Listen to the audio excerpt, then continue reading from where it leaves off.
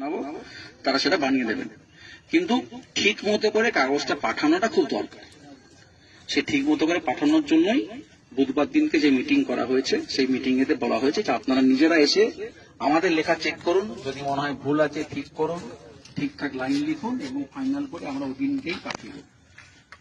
তাই আমি জিজ্ঞেস করছি ভাইদের, যে যার ছোট ছোট ভাই আছে এখানে, যারা মনে করছে যে নিয়ম আমি জানি, একটু ছোট থেকে দেখছে, অনেকে জানে আমাদের কি নিয়ম আছে না আছে, তারা বলতে পারে আমি যাবো, ওই নাম দিয়ে দিল। আর যদি বলে না, ওরা স্যার যারা যাচ্ছেন তারা অনেকটাই জানে না, আমাদের আলাদা সিনিয়র লোক যাচ্ছেন, তাহলেও হবে। এবং এটা ইম্পর্টেন্ট লাইন হচ্ছে যে এই আন্দোলনের একদম কেউ জিরো বলছে না, এটার জন্যই বলছে না যে প্রথমবার, হয়তো 70 বছরে প্রথমবার হতে পারে যে কর্মী সমাজের লোকদের দিয়ে লিখিয়ে দিল্লি পাঠানো হচ্ছে।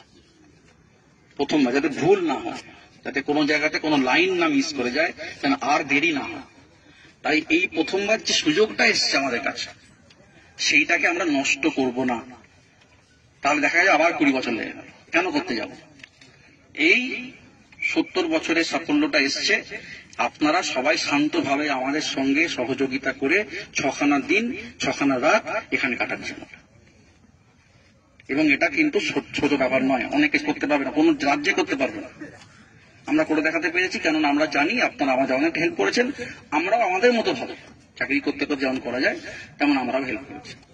এটাই আমার রিকোয়েস্ট থাকবে।